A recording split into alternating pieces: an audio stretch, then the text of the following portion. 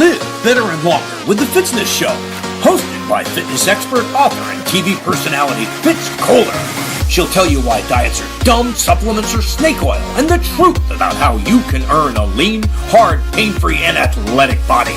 Now for our favorite bossy blonde, Fitz Koehler.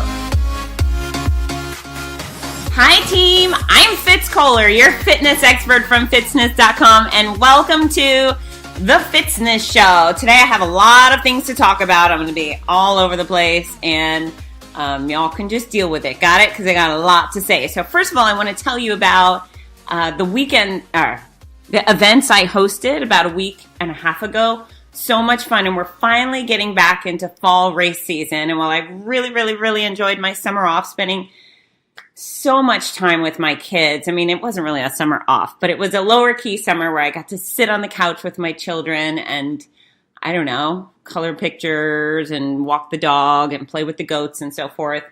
I'm excited. I'm excited because things are kicking back into high gear. And I just had the greatest weekend in California. I hosted 2 events. They couldn't have been more different from each other, but they were so fabulous. So the first one was it's called the Battle at Sea. It's a functional fitness competition, and it was held on the USS Iowa, produced by my friend Cliff Walker with California Fire Fit. And Cliff is one of those greatest guys ever. I met Cliff quite a few years ago while he was finishing the Orange County Marathon in his full fire gear.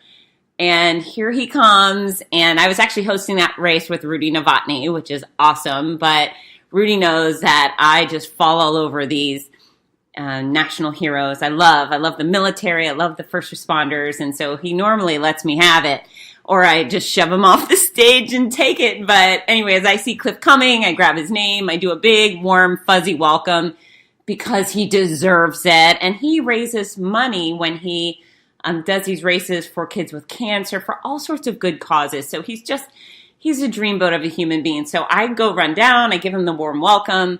He comes across the finish line. I stop, get a photo. Oh, and what's actually funny is when he was finishing that race, you know, he's been walking or running for 26.2 miles in that crazy getup. And all of a sudden, he starts sprinting towards the finish line. He's about 20 feet out. And I'm thinking, this guy's nuts. But what had happened is there's some dude who was a juggler, someone who runs and juggles, and Cliff was all, I am not letting that dude beat me. So he sprinted towards the finish line at the end. I made a stink, and we made quick friends, and he reached out soon after to ask if I would host his Battle at Sea, formerly named Kettlebells and Alarm Bells. But he puts these functional fitness competitions on decommissioned naval ships, and they're incredible. So the first one we did was the USS Midway in San Diego, and then we went to the USS Iowa in San Pedro, right outside Los Angeles. Then we went to the USS Texas. Now we came back to the Iowa. But this event was so great, and to describe it, it could take the whole podcast. I'll keep it short, but think about CrossFit and then take the scary stuff about CrossFit out of the competition. So there's no Olympic lifting. There's none of the stuff that really puts people at risk or gives people the flinch response. It's burpees. It's plyometric box jumps. It's plyometric lunges. It's wall balls. And it's stuff that's very doable for your average fit person. However, if you're super fit, you can do really well. And we had a very diverse group out on this ship. We had a group of, I think, 6 young men who were enlisted in the Navy waiting to get their orders to go to boot camp. We had some Navy veterans. We had a group, they were Bodies by Snow. I guess Snow is a personal trainer, or has a fitness center, but it was 2 older guys, 53 and 63, and boy, they were not old at all. In fact, I think they came in 3rd place overall. And then we had a group of women come out, and they were fierce. The 2 women who had a Navy background, I believe they won the competition. But then these other girls, there was a group called Supercharged that was out there doing a warm-up, and not really a warm-up, but a little fitness show, and their group leader, Kwanzaa, sang the anthem. They were just so much fun, and they were so helpful with the event. But they had 2 of their members compete in the tournament. And what were they called? The Supercharged Igniters. Everyone gets to choose a team name. But they showed up in the black leggings and the hot pink shoes and the little tank tops with pink. And they were kind of glamour girls. And I thought, oh, they're going to do their best. But man, they killed it. They were girly girls who were also fierce. And shame on me for thinking anything less of them because they really turned out. And then we had a council member. I'm going to blow his name, so I'm not going to try it. God, Buscaini. That's right. Councilman Buscaini and his wife, they participated in the first round of the competition, but they had to leave. So these two chicks from the Endurance Beverage Life Aid booth, they just jumped into the competition to take their place. And they were awesome. So again, we had this broad range of people and so much chutzpah, so much bravery. And it's funny because we use the word bravery. Many of you, I'd say, would you join this competition? You'd go, no way, I couldn't do that, which is appalling and preposterous because, of course, you could. Maybe you wouldn't win the thing, but you could always participate and do your best.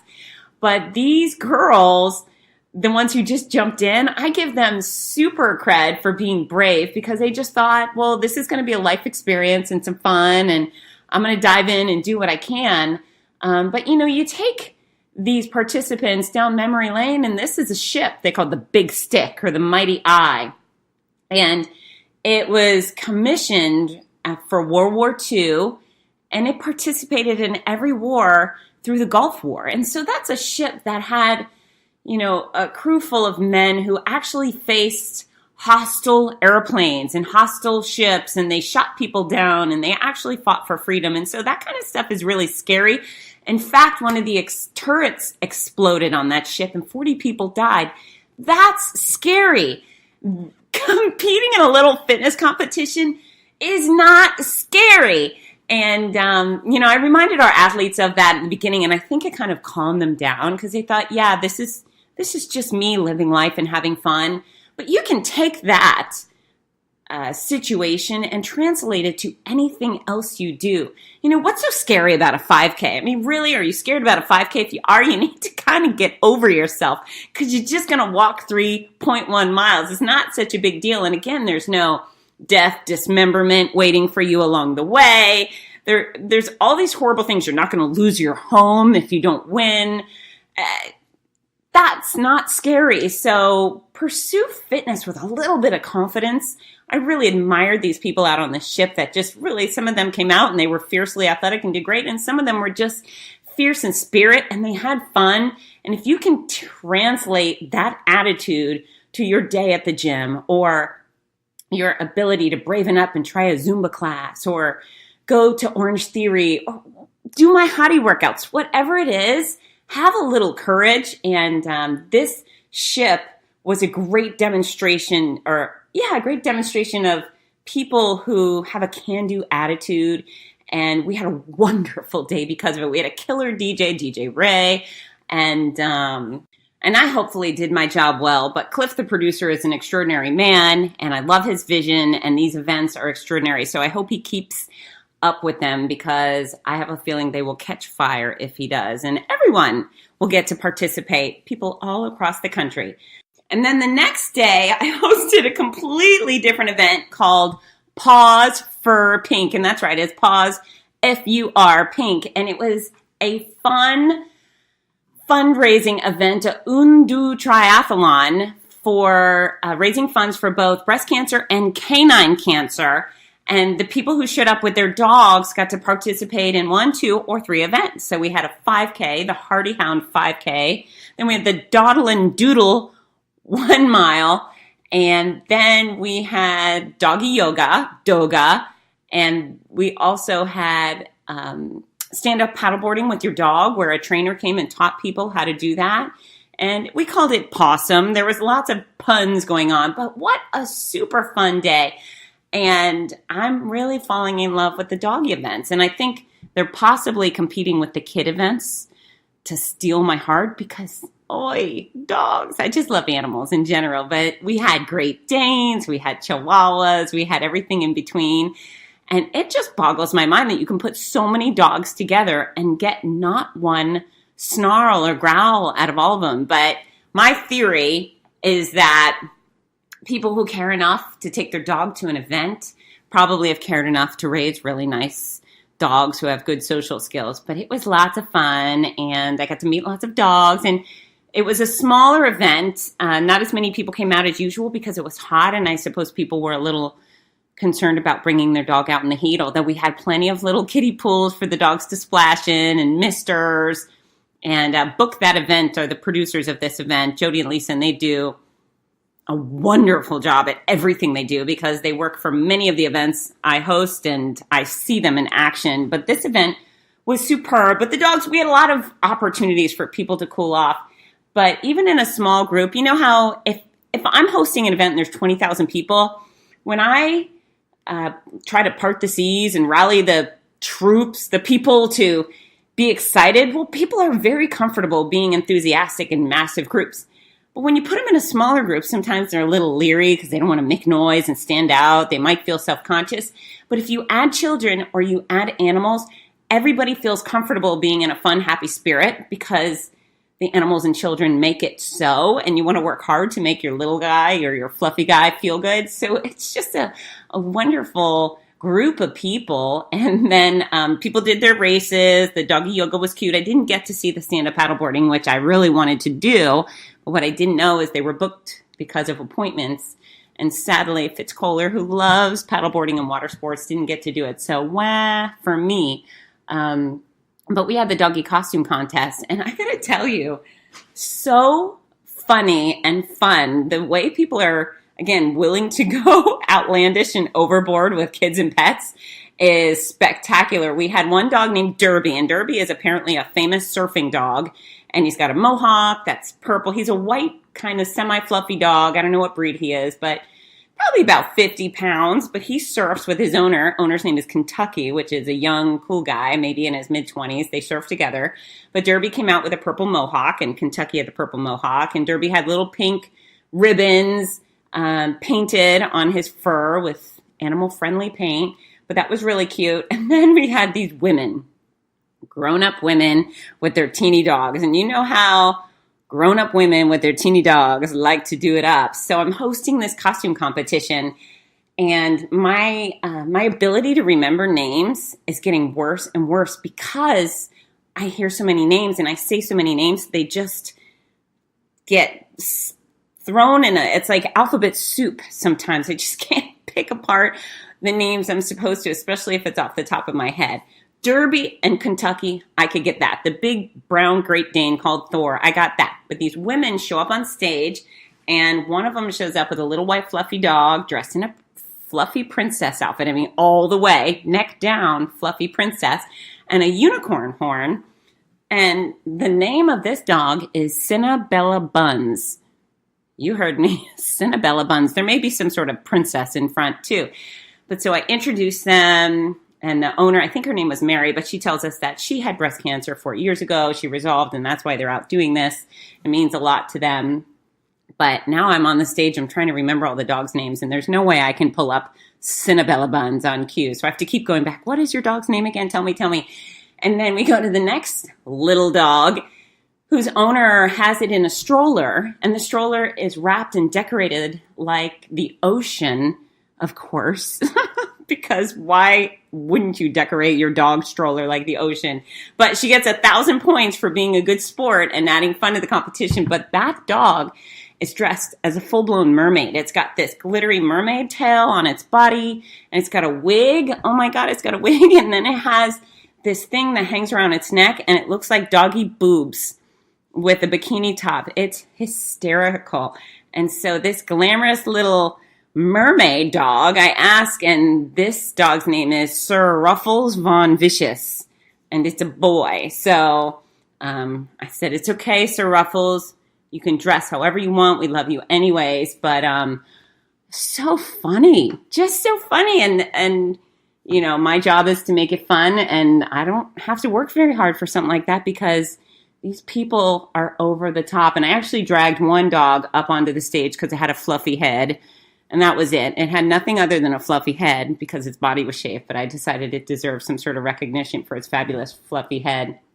But one, literally spending Saturday on a historic battleship that fought the Nazis and the Koreans. And then the next day, I'm with the fluffy-headed dog and Sir Ruffles von Vicious. And the mermaid won, by the way, of course. And then the Princess Unicorn, followed by third place, went to Derby. But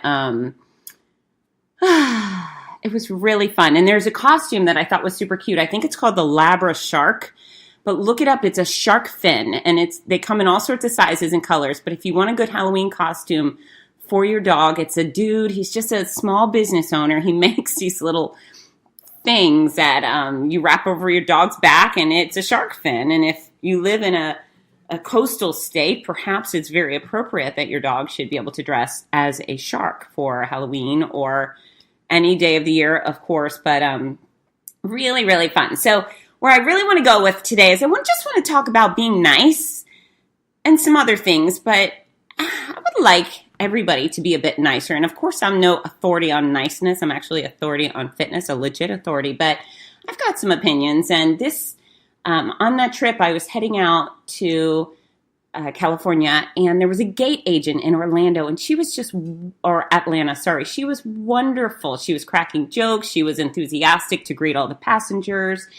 And when I got to the gate, when I got to her to scan my little ticket, I said, "What is your full name? I'd like to tweet Delta." She said, "It's Ursula Williams." And so I tweeted to Delta something good. I said, "Ursula Williams at gate 35 and whatever. This is my flight number," was fabulous. She was enthusiastic, greeted customers kindly, and was just a lot of fun and made the morning better.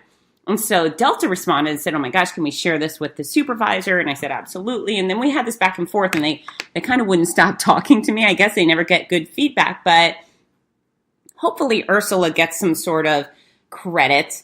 But I feel like people are really quick to complain, The soup was cold, or my waiter wasn't happy, or whatever it is. People are so quick to complain. I want you all to be quick to compliment.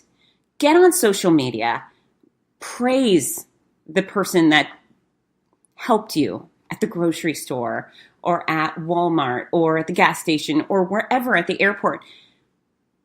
Reach out to a manager and say, "Hey, I've been a customer here for a while and this person treated me extra special today." I mean, whatever it is, be kind, be first to give compliments, because I just see too much complaints going on, and it's fair and valid. I mean, I'm a business owner, and I want to make sure that I know if I've done something wrong or someone's had a bad experience with my company or one of my contractors, that I'm notified so I can rectify that situation. So there's always the opportunity to be productive and say, "Hey, this was an issue. I know you wouldn't like it to go on."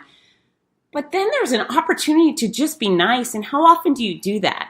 Are you teaching your children to be complimentary, to enhance the lives of others? And man, it goes a long way. You know, if I get good service, all I need to do, if I show up at a restaurant, I just need the waiter to smile at me and say, "Hey, I'm happy you're here. What can I get you?" Smile. That's all. And if I get something like that, the tip goes up. You know, I do whatever I can to support other people. And, you know, when you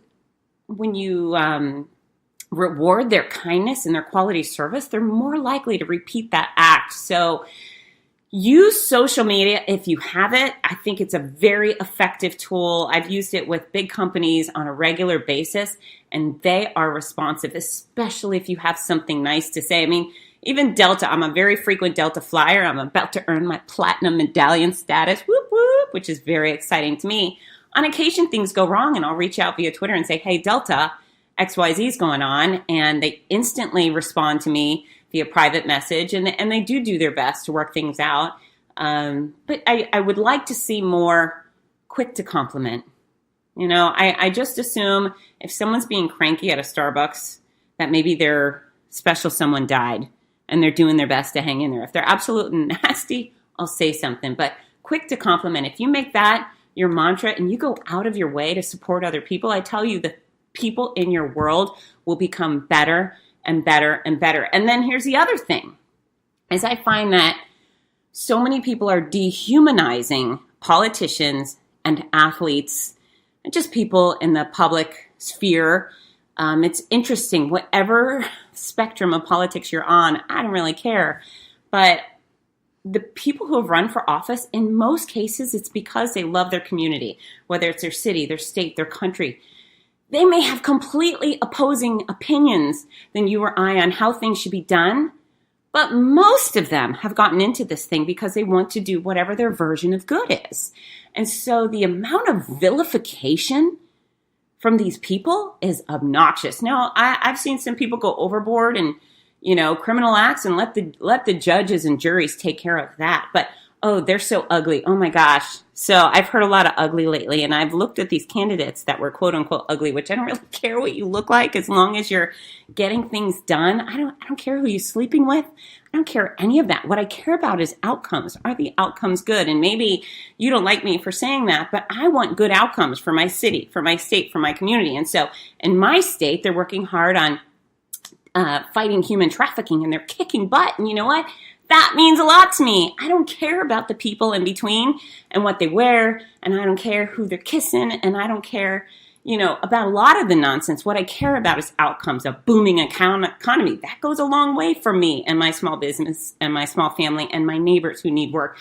So there's those type of things. But I've heard at a recent election, someone said, she's so ugly, or he's so ugly, and I think, really? So if you didn't know that person or their politics or anything about them and you walked by them at the mall, you would vomit because you looked at them? I mean, no, none of these people are so hideous to look at. And even if they were, if they're getting the job done, that's really what matters. I know a lot of good-looking people that are raging idiots. So I don't care what they look like. I don't like the dehumanization of the politics. The nastiness has gone overboard. And then with social media, people are so bold and courageous to be viciously nasty to someone on Facebook or Instagram or Twitter that agrees with them. And it's the type of thing where I wonder, would this person say that to the other person if they were standing in the same room? And the answer is probably no. So think about that. Think about the human that is making these tough decisions for your city, your state, your country. Maybe you don't like them, but they're somebody's mother, somebody's grandma, somebody's daughter. They're probably a person that goes home and has real world stress and anxiety over doing the right thing. Everybody poops, right? Isn't that the book? Everybody poops. That's the great unifier. So it's so mean. And then the people you're engaging with online, if they're nasty, hands up, back away, move along. You don't need to engage in that. And I think that goes towards your own personal health and sanity, because if you get mixed up in that ugliness and now some stranger is ripping you apart and what a horrible person you are for thinking XYZ and how could you and I hate you and you don't belong in this country, then now you're going to have a terrible day. But, it's they're humans, and I think most of them are doing their best. I think especially this particular country was founded on people who love the idea of freedom so desperately that they were willing to put their own personal enjoyments and leisure time on the line to, create a more beautiful society. And I think for the most part, things even themselves out. So, don't dehumanize these people. Think about their siblings, their spouses, their children, their parents, and then maybe you won't be such a monster about them. I mean, we can't control everybody else, but hopefully you can control yourself. And I try to very much think about, are they the devil? They're not really the devil. They just think differently than I do. And that goes a long way. The other thing is with athletes. I'm a Florida Gator. So when I was in college, it felt very passionate. It felt like a big deal. And when you get into the swamp and there's 90,000 people and they're making noise and chomping and it's intense and we're playing someone atrocious, oh my gosh, like the Seminoles, and it's down to the last point and it feels so important. But at the end of the day, they're just these 18 to 22-year-old kids out on the field, and they're just playing a game, and they're just going to school, and they're just doing their best. And so it's really hard to hate another kid out there who's going to school. And my daughter, sweet little thing she is, and I tell you what, she's probably the nicest human being alive, never has a negative word to say about anybody, but she's a cheerleader now. She made the team and for JV football. So the JV football, as you can imagine, is pretty pretty, I hate to say low grade. It's good sports, but there's no announcer on the field. It's not Friday Night Lights, right? It's Thursday evening, and people are out there watching their freshmen and sophomores doing their best. But my daughter was saying that she heard some of the parents yelling quite intensely, and that made her feel bad for the boys on the football field. And then the next night she went to the varsity football game, and her school was playing a rival school. And she said, Mom, and she wasn't cheering at this game. She was just in the stands. She said when the other team came out, a lot of the people from her school were booing.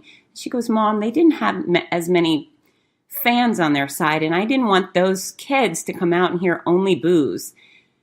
And that's the deal. They're just a bunch of kids out there. They're just kids playing sports. Are we going to boo them? It's just not nice. I mean, is that the type of person that we want to be, that we want to boo a kid who's going to school and trying to be healthy, athletic, and productive, and this is his shining, exciting moment to go play his sport or her sport? Are we going to boo him? I've been part of youth sports, and I've seen a lot of people boo. Not okay. And then there's the people who do it professionally, and good for them, and they make a lot of money. But really, you're going to boo a human that's out there just kind of doing his best because he dropped the ball? Do you think he wanted to drop the ball? I don't think anyone holding the ball ever wants to drop the ball. I don't think that's the intention. So it's just, I would like to see more people being more nice. And maybe it's my little fantasy world of rainbows and unicorns where people are kind and thoughtful. But it's got to start somewhere, right? And so I guide you on exercise and eating right. But then there's this other stuff. And I think if you're being your best you can't trash on others. You can't do it. And I think the more responsibility you take for being kind to others, whether it's the person at the airport or the athlete on the field or the politician with opposing views, I think you're going to have a lot more control over your own sanity. I'm a really well-adjusted girl because I don't let the small stuff drive me crazy. I just don't do it. I focus on the positive. I told you guys about perspective in one of my old podcasts or my earlier podcast, but I saw that little girl at the grocery store in her snow white dress. She might have been 5, and she was completely bald. And I'm pretty sure she had cancer or something like it. And I just thought, you know what? I've got bigger fish to fry. I can't worry about this line I'm waiting in. And I can't worry about whether my politician is ugly or not. And I can't really be horrible about the guy who dropped the ball because he didn't kill my aunt. So be quick to compliment. If you're frustrated, take a deep breath. I do a lot of that. I just let it go. And I say that to myself, let it go, Fitz Koehler, and I do. And that's why life is really good for me, because I have chosen to find the value in other people as opposed to stew over why I don't like what they're doing. And you know what? There's a lot of stuff I don't like, but I control the things I can. And then the things I can't control, I just kind of let go. And so be nice. That's fair enough, right? Be nice. So speaking of nice, so I'm at my health club with my son, and I love working out with my son. He's just adorable. He's 13 years old. He's almost 5'10". He's on his way to being strapping, but he's so great working out, and he's lifting the weights and on the machines, the Nautilus style machines. But anyways, he's working at he's using one machine, I'm using another, and this dad comes by. He's got 2 sons who I believe have maybe cerebral palsy. That's my guess. Again, I didn't ask him for a diagnosis, but from what I know, that would be my guess. Twins probably had something happen at birth, but he had them both in strollers. He was this very strong young dad, maybe in his mid-30s, but he pushed them both onto the workout floor, and he physically helped them get on their machines so they could do their exercises. And they were hypertensive, so they didn't have full mobility, but they got on there and they did what they could. And I loved it. I mean, I wanted to go over and tell him, "You're the best dad ever." And I probably should have, but I let him do his thing with his boys. But that's hard, right? That's a hard way to go to the gym. And I'm sure he's thrilled to be able to do it and enjoying every minute. But that's what's hard. Do you have anything at the gym that resembles that type of difficulty? No. You get a boy like my son who gets nervous that people are watching him. Nobody's watching him. And then there's these other two little boys that can't really move on their own. They can do very little. One of them couldn't even walk to the machine. Dad had to kind of carry him, but he gets on there and does it. And so compared to this dad and those little boys, do you have anything to be fearful of at the gym? Do you have any reason that you shouldn't get out of your car, leap to your feet, grab your gym bag, and run inside when you get there? No, there's no reason, almost any of us. And then here's the other great thing. This is just a little nod to Gainesville Health and Fitness, is they have a very busy group fitness schedule. Lots of different classes, lots of varieties. I think they've got a bunch of wonderful instructors. They even have pool classes. They have a class called Street Walkers. They take people out walking around certain neighborhoods. I couldn't think more highly of this health club and its owner, Joe Cerulli, but there's a class that is not on the schedule, and I see it take place on the weekend afternoons, and it's for folks with special needs. And so they've got a big group where some of the participants have Downs and some of them have other issues, but they come with an aide or a person, and they do their own class. And it's interesting because it's not on the schedule. It's not advertised, but they're doing it. And I guess maybe, I don't know why they're not advertising it, because I think, people would learn about it. And maybe they just don't want regular folks with no real purpose to be there. But it's so wonderful to see this class take place. And I see them doing various versions of lunges and dancing and just active movement. And it looks a lot of fun. And I'm so proud of them for giving the opportunity to people who otherwise may not have it to exercise and move. So that, I don't know what else that means, but again, perspective. I know so many of you are afraid to do things because you just second guess yourself. I'm going to call it out right now.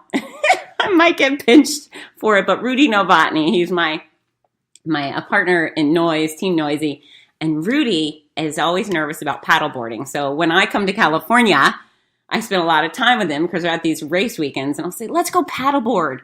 No, I can't do that. Rudy, you can do that. You are strong and you are athletic. You are very athletic and you can get up on a paddleboard. So don't be afraid. And if you're like Rudy or a lot of other people who think, I can't do this or I can't do that, you can. And what's the worst that happens when you stand on a paddleboard? If you fall in, you get wet. Is that it? We can deal with that. So moving on, a couple of notable things is Lori Oliveri posted in the Hottie Body Fitzness Challenge group on Facebook, and she put a picture of herself from about, I don't know, I'm gonna estimate 7 years ago. And she said, I want to get back to that. And what I loved about this is that she wasn't trying to be like a Victoria's Secret supermodel, whoever that person is. She was trying to go back to the best version of herself, which is inherently doable, right? I don't care how old she was or this or that. She can go back to being that particular version of Lori. And so maybe you have a version of you that you wish for. Stop wishing and start working, because that person exists. It's just you. So whether that person was you in high school or college or last year and you kind of let things go, newsflash, that's actually you in that photo. So that's a completely attainable deal. Funny, I have a poster of me from when I was kickboxing, and I got my foot up way up high, and I look pretty lean, kind of like a little lean monster. I look and I think, well, damn it, she's pretty strong. She's pretty amazing. And I know I can do that because that's me.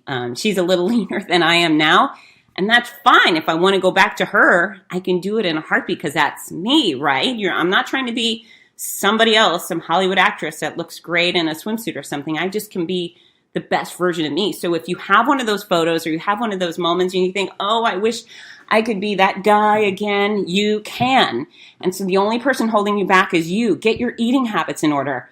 Talk to the blue till I'm blue in the face, but the exact formula for weight loss works every single time. If you haven't read it yet, go to the cover of Fitzness.com. It's right there. It's basically you find your caloric budget and then you shrink down based on sticking with that budget. It's a little more in depth than that, but go read the exact formula for weight loss, but you've got no excuses. You can be that exact person. And, when do calories count? Every day. They don't not count on your birthday, and they don't not count when you're on vacation or at Disney, and they don't not count because you broke up with someone and they don't not count because you're stressed at work. The calories count every single day, every single moment. So you just have to manage them. And if you can get through the dark, dumpy stuff in your life and stick with the budget, well, there you go. And once you adopt your budget, remember, you're not on a diet. Diets are dumb. 100% of diets are dumb, except for the cardiac diet, because you've already had a heart attack and your cardiologist is trying to get you back into the place where you don't drop dead. Other than that, all of them are moronic and stupid and foolish and idiotic. And if I could come with a bunch of synonyms for that, I'd keep going. There's so many. Remember Atkins, remember South Beach, now there's keto. It's all for fools. It's a recipe for failure. And if you want to try it, you might have a couple days worth of success, but then misery will quickly ensue and you'll go back to your point A. So why don't you start doing the right thing? That exact formula works every time. And if you are a runner, like many of my runners, and you say, well, I put in 100 miles a week, I'm not losing weight. It's because you're not managing your eating habits. You have to eat the right amount of the right food for the size you want to be. Doesn't matter how much you exercise. You can never exercise off reckless eating. So watch what you put in your mouth and you will get where you want to go. And Lori Oliveri, I expect you to get back to that Lori you dream of being. And I want to see that side-by-side photo. And then we'll have you on the podcast and we can reminisce about the time you thought maybe you couldn't be her.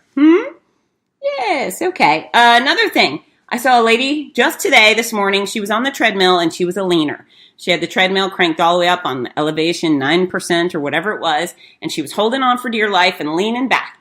And so the benefit of using the treadmill at an elevation is that you're supposed to work harder, not drag. And when you're climbing up a mountain, your knee's bent. You get the benefit of lifting your knee and lifting your knee, putting that foot down and hoisting yourself up. That's the benefit of an elevation. If you have straight arms and straight legs and you're just leaning back walking, you're getting none of it. And maybe it'll tell you you're burning bazillions of calories, but you're not, because you're not actually engaged in the machine using it fully. So do not be a treadmill leaner. What else? I think that's it. I actually had a whole list of things. I know I've got mega events coming up and I want to tell you guys about them. Really, really excited for the fall. I've got the Detroit Goddess Half Marathon 10K and 5K. I believe that's September 16th in Detroit on Belle Isle. I have so many of my people, my hotties, my runners come to that race. It is a complete love fest. And yes, men, women, children, everybody's invited. I've been hosting that event for years and it's just a blast. So if you're listening to this and you haven't registered yet, use discount code Fitzness, that's Fitzness to register. And we are going to have a hottie dinner the night before or a Fitz Friends dinner the night before. Please contact me. I would love to see you. And then the very next week, we will start on my new race series, which I'm super excited to be hosting, is the DC Comics Wonder Woman Run series. So I was hired for that, and I'm elated because between Warner Brothers and the event company run by Mark Knudsen, Sun Racing, I'm absolutely stoked. I think they're going to be extraordinary. If you haven't yet looked, there's a YouTube video from the original Wonder Woman race in Brazil, Sao Paulo. Oh, epic fun. But there's 5K and 10K right now. The first 5 events are in California, and I will be hosting them all. And then the events will be spread out throughout the country. So I promise. I've been in some conversations, and I've heard them throughout Texas and Arizona and New York and Chicago and DC and Georgia and lots of different places. So have faith that we will be coming to a location near you soon. But there are 5K, 10K distances right now. I believe they'll be adding half marathons in the winter and spring. And everyone gets the most cool gear ever. The shirts are amazing. The Wonder Woman tank top and the unisex t-shirt they've got, everyone gets the wristbands, and the medals are so cool.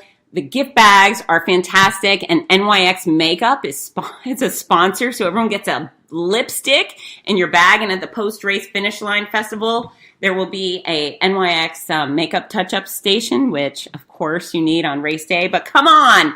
Everyone's showing up like Wonder Woman and superheroes, so you may need your makeup done. I think it's totally fun, but I'm absolutely stoked. These events, they're a little bit higher priced, but they're going to be high-end events. It's not going to look anything like the local 5K.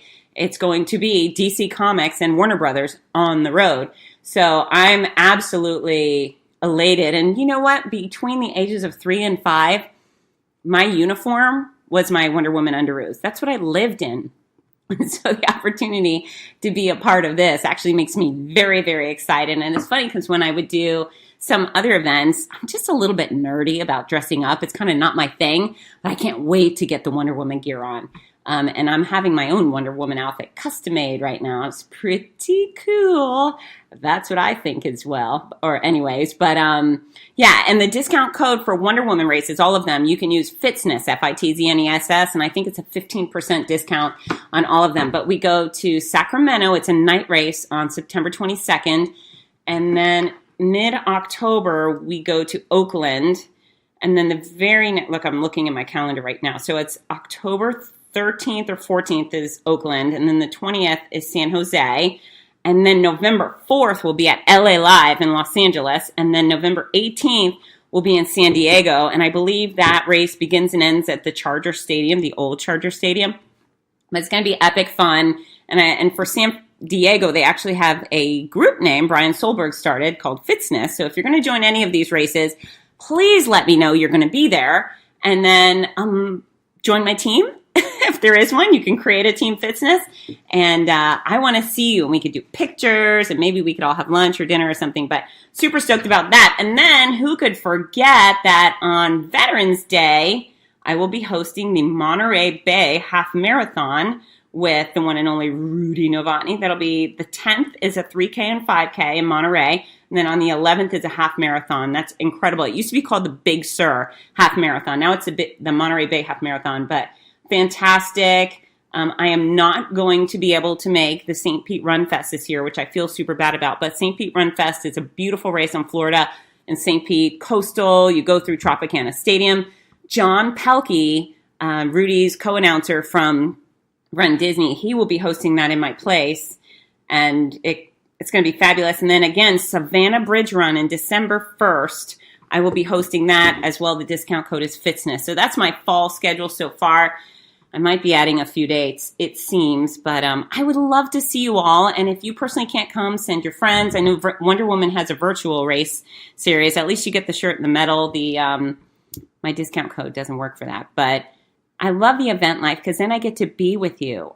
And doesn't it feel like, I feel as though many of us are close friends and family. In fact, when I'm at the gym, sometimes I see Matt Johnson out of the corner of my eye, and it is not Matt Johnson because he does not live by me. I think he's in Texas. Or I'll see Carolyn Simpson, and that's not Carolyn Simpson because she lives in California. But you guys are such a big part of my life that when I finally get to see you and squeeze you and hug you, and maybe we can have a meal and have some legitimate conversation, it means a lot to me. So anyways, I told you I'd talk your ear off today, but I hope you leave with the concept of being nice, being kind, giving people the benefit of the doubt. And when you have a great reason to compliment, give it publicly, give it to the management, give it to the boss, give it to online, or just tell the person personally, wow, I really appreciated your service or your product, whatever it is. Go forth and be kind on behalf of you and me and all of our sanity. If we can convince other people to have better perspective and humanize everyone we meet, things might be better. If you haven't done so already, stick around, listen to Rudy tell you about the Morning Mile, my before school walking running program. Boy, do I have a lot to tell you about on that front. But I would love to get your kids moving in the morning. I love you, everybody. If you haven't done so already, follow me at Fitzness on Facebook, Instagram, Twitter, blah, blah, blah. Get to work. Hi, this is Rudy Novotny, the voice of America's Marathons. We all love how much running has benefited every aspect of our lives, so much so that most of us only wish we'd started sooner. Wouldn't it be wonderful to give the opportunity to children of today? Well, you can. The Morning Mile is a before-school walking and running program that gives children a chance to start each day in an active way while enjoying fun, music, and friends. That's every child, every day. It's also supported by a wonderful system of rewards, which keeps students highly motivated and frequently congratulated. Created by our favorite fitness expert, Fitz Koehler, Morning Milers across the country have run over 2 million miles and are having greater success with academics, behavior, and sports because of it. The Morning Mile is free to the child, free to the school, and is inexpensively funded by businesses or generous individuals.